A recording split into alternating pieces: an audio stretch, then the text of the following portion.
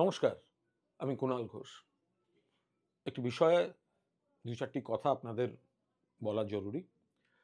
এক হচ্ছে, হ্যাঁ, আমি আরজি করে নিহত অভয়ার বাবার বিরুদ্ধে মানহানির মামলা করেছি। ওনার প্রতি, ওনাদের পরিবারের প্রতি আমার পূর্ণ শ্রদ্ধা, সম্মান, সহানুভূতি অবশ্যই আছে। কিন্তু এমন দু চারটি কথা উনি বলছেন, প্রতিবাদ করাটা দরকার। উনি 9 অগস্ট নবান্ন অভিযানের দিন বলে বসলেন, সিবিআই ঘুষ খেয়ে তদন্ত বিকৃত করছে, রাজ্য সরকার ঘুষ সেই টাকা দিচ্ছে, আর কুণাল ঘোষ সিজিওতে গিয়ে সেটেল করে এসছে। এটা আপত্তিকর। ওনার কাঁধে বন্দুক রেখে কেউ বা কারা এসব বলাচ্ছে, এটা নিতে পারলাম না। আমার নিজেরই সিবিআইতে আমি মাথা উঁচু করে লড়ছি, মামলা চলছে, আমি যাব ওনাদের কি সেটেল করতে? আর কেন যাব?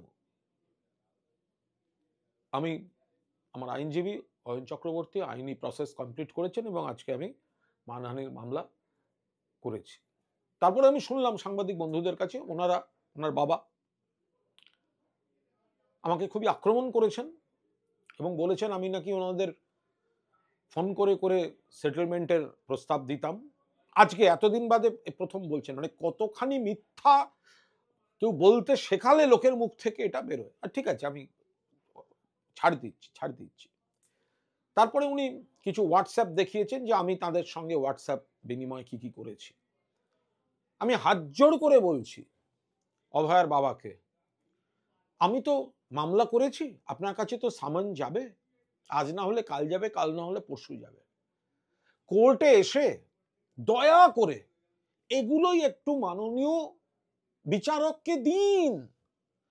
আমি যা হোয়াটসঅ্যাপ আপনার সঙ্গে বিনিময় হয়েছে, আপনি মাননীয় বিচারককে পুরোটা দিন, আর পুরোটা ওইভাবে এরকম করে না দেখিয়ে প্রিন্ট আউট করে সাংবাদিকদের দিয়ে দিন।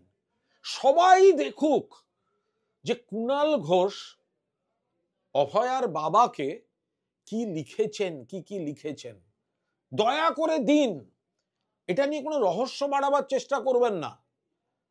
আমি যা লিখেছি, আপনার ফোনে যা আছে, আপনি বিচারককে দিয়ে দিন, আপনি সংবাদ মাধ্যমকে দিয়ে দিন, সোশ্যাল মিডিয়ায় দিয়ে দিন।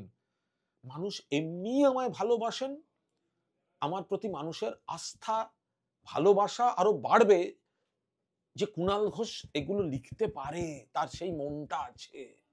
দিয়ে দিন। আমি এগুলো 1 বছর ধরে আমার কাছে আছে, আমি দিইনি। আমি আপনার মেয়ের মৃত্যুর উপর দাঁড়িয়ে আমার ইমেজ বিল্ডিং করতে চাইনি।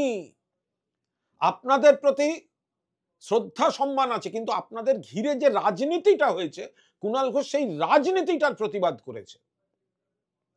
ফলে আমি মানহানির মামলা করেছি। আপনাকে আজ না হলে কাল কোর্টে আসতে হবে। যে বা যারা আপনার কাঁধে বন্দুক রেখে আপনাকে এসব শেখাচ্ছে, তৈরি হয়ে আসবেন। আমার বিরুদ্ধে যা ডকুমেন্ট আছে, যা প্রামাণ্য আছে, আমি ইনভাইট করে আনছি, নেমন্তন্ন আমি করছি কোর্টে। আমার এগেনস্টে এসে কোর্টে জমা দিন। অভয়ার বাবা ভালো থাকবেন, কোর্টে দেখা।